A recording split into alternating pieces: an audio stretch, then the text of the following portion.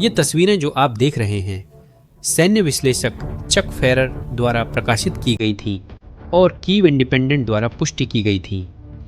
ये यूक्रेन के 425वें assault regiment के सैनिक हैं, एक एलीट यूनिट जिसे वे स्केलिया कहते हैं।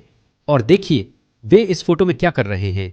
वे पोक्रोव्स्क की टाउन हॉल की इमारत पर फिर से यूक्रेनी झंडा फहरा रहे हैं। यह साधारण लगता है ना? लेकिन रुको, क्योंकि इस तस्वीर को बिल्कुल पागलपन भरा जो बनाता है वो सिर्फ उनकी हिम्मत नहीं है, वो है जो उस इमारत के दूसरी तरफ हो रहा था। वहां 1,70,000 रूसी सैनिक थे, 1,70,000, और फिर भी वे एक भी यूक्रेनी रेजिमेंट को उस रणनीतिक इमारत को वापस लेने से नहीं रोक पाए। मैं आपको यह समझाने के लिए एक नजरिए से बताता हूँ कि यहाँ असल में क्या हो रहा है। संख्या पागलपन है। 1,70,000 सैनिक, यही आधिकारिक संख्या है जो यूक्रेनी राष्ट्रपति जेलेंस्की ने नवंबर 2025 में जारी की थी। यह संख्या उन सैनिकों से भी ज्यादा है जो रूस ने 2014 में क्रीमिया पर हमला करते वक्त इस्तेमाल किए थे। यह एक ही जगह पर इतने ज्यादा सैनिक हैं जितने हमने यूरोप में द्वितीय विश्व युद्ध के बाद से नहीं देखे थे, और यह सब कुछ एक ही मिशन के लिए लगाया गया था। पोक्रोव्स्क नाम की 50,000 लोगों की आबादी वाले शहर को सर्दी आने से पहले कब्जा करना। और आप जानना चाहते हैं कि वे इतनी जल्दी में क्यों थे? यह सीधा है, पुतिन को कुछ दिखाना था, कुछ भी। क्योंकि 1 साल से भी ज्यादा समय तक युद्ध ऐसा लग रहा था जैसे बस खिंचता जा रहा है, बिना ज्यादा प्रगति के। नक्शे पर बढ़त बहुत छोटी थी। राजनीतिक रूप से उसे सर्दियों की बर्फ गिरने से पहले जीत चाहिए थी। पोक्रोव्स्क एकदम सही थी, एक महत्वपूर्ण शहर, एक प्रमुख लॉजिस्टिक बिंदु, एक प्रतीक। अगर रूस पोक्रोव्स्क पर कब्जा कर लेता तो पुतिन टीवी पर आकर रूसी जनता से कह सकते थे, देखो ये काम कर रहा है, बलिदान इसके लायक है। तो उसने सब कुछ इस दांव पर लगा दिया। 170,000 आदमी, तोपखाना, रसद और हमला करने का आदेश दिया। अब आती है दिलचस्प बात। 5 नवंबर 2025 रूसी मीडिया जश्न मना रही थी। पूरे पोक्रोव्स्क में रूसी झंडों की तस्वीरें छाप रही थीं, कह रही थी कि शहर पूरी तरह उनके नियंत्रण में है, जीत पक्की थी। और ठीक उसी समय 425वें रेजिमेंट की यूक्रेनी सेना ने जश्न में खलल डालने का फैसला किया। वे लोग ग्रे जोन में चले गए। क्या आपको पता है वो क्या है? यह क्षेत्र युद्ध के बीच में होता है, जहां किसी का पूरा नियंत्रण नहीं होता और सब कुछ खतरनाक व विवादित रहता है। वे लोग रात में गए और जैसे ही पहुंचे उन पर घात लगाकर हमला हुआ, जिसने उनकी गाड़ी को तबाह कर दिया।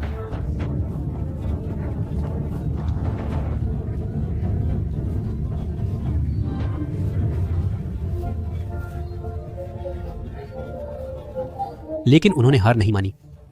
उन्होंने तब तक लड़ा जब तक नगरपालिका भवन में नहीं घुसे। उन्होंने वहां मौजूद रूसी लोगों को इमारत से बाहर निकाल दिया और उन्होंने वही किया जो आपने उस तस्वीर में देखा। उन्होंने फिर से यूक्रेनी झंडा फहरा दिया। अब मेरे साथ सोचिए, देखिए इसका असर उस सारी रूसी प्रचार पर क्या पड़ा। वह लगभग पूरी तरह से नष्ट हो गई। वे सारी खूबसूरत तस्वीरें, वे सारी जीत की घोषणाएं, वहां तक पहुंचने के लिए हजारों सैनिकों की सारी कुर्बानी, सिर्फ एक रेजिमेंट के ऑपरेशन की वजह से सब कुछ शून्य हो गया। जैसे ही हमला करने वाली टीम नगरपालिका भवन में घुसी, सफाई शुरू हो गई। आश्चर्य का तत्व इस्तेमाल किया गया। समूहों ने इमारत के बीच में मौजूद दुश्मन को नष्ट कर दिया और आखिरकार मुख्यालय ने वही सुना जिसका सबको इंतजार था। मिशन सफलतापूर्वक पूरा हुआ। बहुत बढ़िया, तुम सबसे अच्छे हो, तुम सबसे अच्छे हो। छुप जाओ और संपर्क करो। हमने आगे बढ़कर इमारत को साफ किया, वहां दुश्मन को नष्ट कर दिया और फिर यूक्रेन का झंडा फहराया। हमारा काम पूरा हो गया। और सवाल जो हर कोई पूछने लगा वह साफ था, यह कैसे संभव है? आपके पास इलाके में 1,70,000 सैनिक हैं और आप एक इमारत की रक्षा नहीं कर सकते? इस सवाल का जवाब वही है जहां कहानी वाकई दिलचस्प हो जाती है, क्योंकि यह हमें सीधे उस जगह ले जाती है जहां युद्ध ने अपना रूप बदल लिया। और इसके लिए सैन्य लोग एक शब्द इस्तेमाल करते हैं, मौत का क्षेत्र।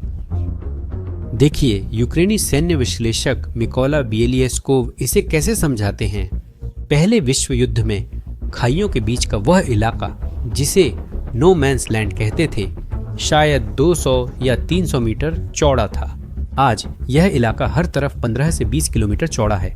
और जानते हैं इस बदलाव का कारण क्या है? इसका कारण बड़े टैंक नहीं थे, इसका कारण ज्यादा ताकतवर तोपें भी नहीं थीं, इसका कारण ड्रोन थे। वे छोटे ड्रोन, फर्स्ट पर्सन व्यू वाले FPV, वे जिनमें थर्मल कैमरे और विस्फोटक लगे होते हैं। मैं आपको एक आसान उदाहरण दूंगा ताकि आप समझ सकें। कल्पना कीजिए कि आप एक रूसी टैंक के कमांडर हैं जो पोक्रोव्स्क की ओर बढ़ रहे हैं। आपका टैंक 50 टन वजनी है और इसकी कीमत लाखों डॉलर है। जैसे ही आप उस 15 किलोमीटर के क्षेत्र में प्रवेश करते हैं, यूक्रेनी सेंसर आपके इंजन की गर्मी पकड़ लेते हैं।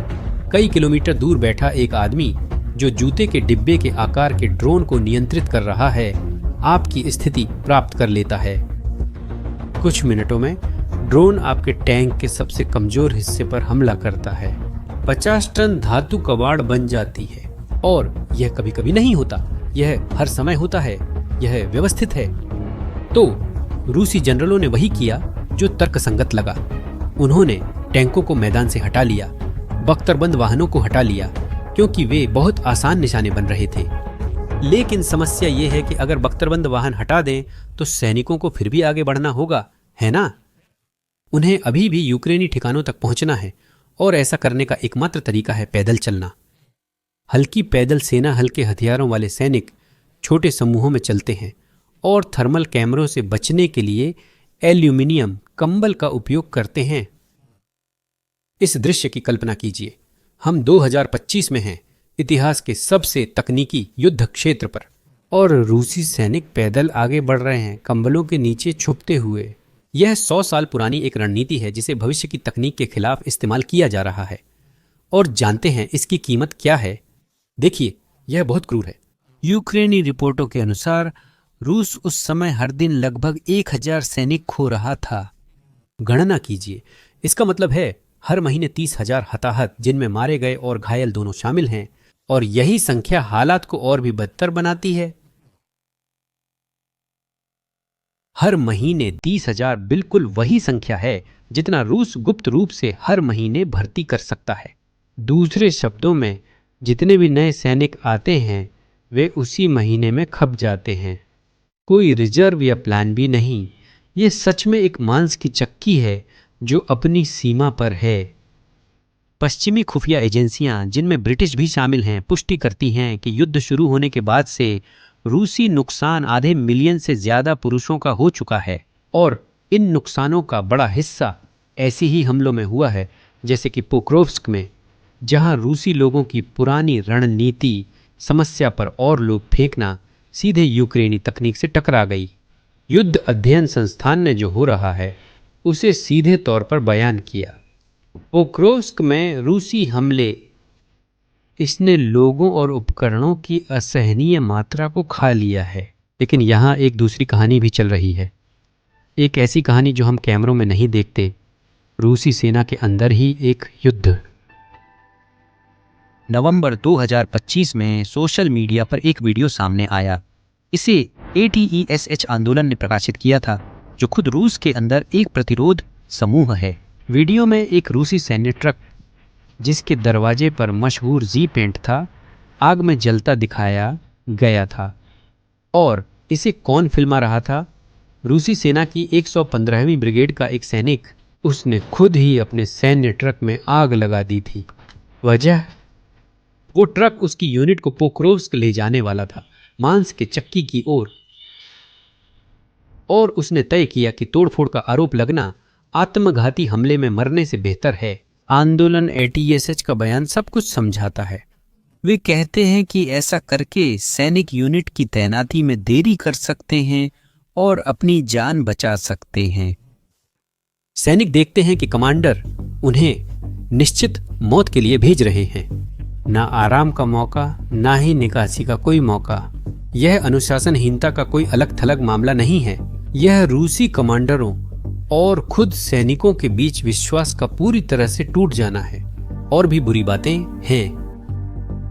रूसी स्वतंत्र मीडिया व्यूअर्स की जांच में सामने आया है कि 100 से ज्यादा रूसी कमांडरों पर यूक्रेन में अपने ही सैनिकों को यातना देने और मारने का आरोप है।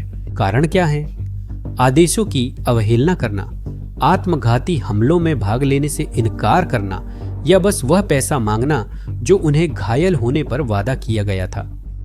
रूसी सैनिकों ने इसके लिए एक नाम भी रखा है, वे इसे जीरो किया जाना कहते हैं। रूसी कमांडर सैनिकों को इंसान नहीं बल्कि फेंकने लायक पुर्जों की तरह देख रहे हैं।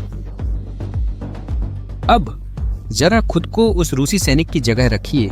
आपको पोक्रोव्स्क जाने का आदेश मिलता है। आप जानते हैं कि वह इलाका मौत का है जहां ड्रोन सब तबाह कर देते हैं। आप जानते हैं कि आपके बचने की संभावना बहुत कम है। आप जानते हैं आदेश न मानने पर आपका कमांडर आपको मार सकता है। कोई रास्ता नहीं है, ताकत नहीं है ना? तो कुछ सैनिकों ने तीसरा रास्ता ढूंढ लिया। तोड़ फोड़ करना, ट्रकों को जलाना, सब कुछ देर करना, कुछ भी करना ताकि किसी तरह जिंदा बच सके। और यही सब कुछ आपस में जुड़ जाता है। इसी वजह से 1,70,000 रूसी सैनिक पोक्रोव्स्क में एक इमारत को नहीं रोक पाए।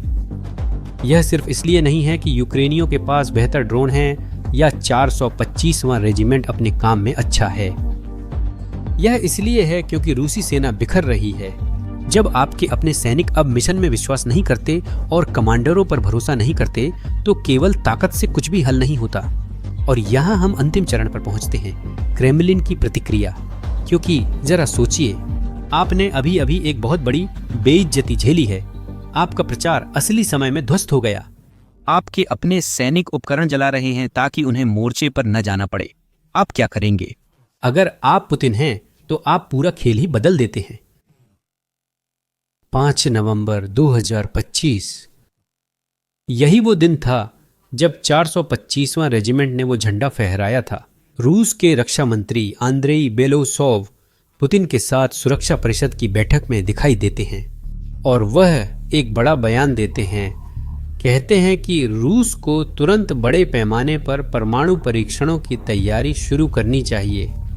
तुरंत, बड़े पैमाने पर। बिल्कुल, क्रेमलिन ने इसे अमेरिकी मिनटमैन 3 मिसाइल परीक्षणों के जवाब के रूप में पेश करने की कोशिश की, लेकिन भू राजनीतिक विश्लेषकों, जिसमें centre for strategic and international studies भी शामिल है, ने यह स्पष्ट कर दिया। यह एक सोची समझी चाल थी। यह वॉशिंगटन को भेजा गया संकेत था। पोक्रोव्स्क की घटना पर भावनात्मक प्रतिक्रिया नहीं थी, बल्कि यह जानबूझकर विषय बदलकर युद्ध में असफलता से ध्यान हटाने और परमाणु धमकी की ओर ले जाने की कोशिश थी। और रूसी प्रचार मशीन भी उसी घबराहट के माहौल में आ गई। उन्होंने उस परमाणु टॉर्पीडो पोसाइडन के साथ संयुक्त राज्य अमेरिका, फ्रांस और यूनाइटेड किंगडम के तटों पर हमले की धमकी देना शुरू कर दिया। आप पैटर्न देख रहे हैं। युद्ध के मैदान में नाकामी, नंगे पांव पैदल सेना, नगर निगम में अपमान, अपने ही सैनिकों को ट्रक जलाते देखना और फिर परमाणु हथियारों और पोसाइडन के बारे में चिल्लाना शुरू कर देना। यह पुतिन की हताशा की सबसे साफ तस्वीर है, जिसमें वह फंस गए हैं। वह अपने ही लोगों को जीत नहीं बेच पा रहे हैं, क्योंकि मोर्चे पर मौजूद सैनिक भी जानते हैं कि यह झूठ है और वे विद्रोह कर रहे हैं। तो नवंबर 2025 में पोक्रोव्स्क में जो वास्तव में हुआ, वह सिर्फ एक सामरिक हार से कहीं ज्यादा था। वह सिर्फ एक अच्छी तरह से की गई कार्रवाई से भी कहीं ज्यादा था। यह वह क्षण था जब दो पूरी तरह से अलग सैन्य विचारधाराएं आपस में टकराईं और उनमें से एक टूट गई। एक ओर पुतिन की सोवियत नीति है, जबरदस्ती, मानव तरंगे और समस्या सुलझने तक लगातार सैनिक भेजना। दूसरी तरफ आपके पास यूक्रेन का आधुनिक युद्ध है। 425वां रेजिमेंट जैसी विशेष इकाइयां, विषम रणनीति, ड्रोन तकनीक और सबसे महत्वपूर्ण सैनिकों के जीवन का महत्व। और जैसा कि आप देख सकते हैं, इस युद्ध में बल का प्रयोग हार गया। 1,70,000 सैनिक भी प्रचार के लिए एक इमारत की रक्षा नहीं कर सके। लेकिन सबसे महत्वपूर्ण बात यह है कि यह क्या उजागर करता है। पुतिन का रूसी जनता और अपनी ही सेना के साथ किया गया सामाजिक अनुबंध मोर्चे पर टूट रहा है। पुतिन ने एक मजबूत सेना और निश्चित जीत का वादा किया था, लेकिन जो रूसी सैनिक पोक्रोस्क भेजा जाता है वह मजबूत सेना नहीं देखता, वह मांस काटने वाली मशीन देखता है जहां उसे जीत नहीं सिर्फ मौत दिखती है। और वह सैनिक प्रचार पर विश्वास करने के बजाय विद्रोह कर देता है, वह अपना ट्रक जला देता है। एटेचे के सैनिकों की यह कार्रवाई पुतिन की सरकार के लिए उस नगर पालिका पर लगे झंडे से भी बड़ा झटका है, क्योंकि यह दिखाता है कि झूठ अब काम नहीं करता। सच रूसी सेना की सबसे निचली पंक्तियों तक पहुंच चुका है और पुतिन यह जंग अपने ही सैनिकों से भी हार रहे हैं। और जानते हो, मंत्री बेलुसोव की परमाणु धमकियां भी इसे नहीं बदल पाएंगी, क्योंकि आखिरकार पहली विश्व युद्ध भी किसी बड़ी निर्णायक लड़ाई से नहीं बल्कि पूरे सिस्टम और देशों के पतन से खत्म हुई थी। और पोक्रोस्क में जो दोहरा पतन हमने देखा, प्रतीकात्मक और आंतरिक, वह पुतिन की व्यवस्था के अंत की शुरुआत हो सकता है, क्योंकि कोई भी व्यवस्था अपने ही सैनिकों की बगावत और युद्ध के मैदान पर इतनी बड़ी बेइज्जती को हमेशा सहन नहीं कर सकती। अब मुझे बताइए, आपकी राय में आपको क्या लगता है कि आगे क्या होने वाला है? क्या रूस इस स्थिति को ज्यादा समय तक संभाल पाएगा? अपना जवाब कमेंट्स में दें। और अगर आपको यह विश्लेषण महत्वपूर्ण लगा हो तो इस वीडियो को शेयर करें और चैनल को सब्सक्राइब करें, ताकि आपको भू राजनीति और आधुनिक संघर्षों पर और भी कंटेंट मिल सके। देखने के लिए धन्यवाद।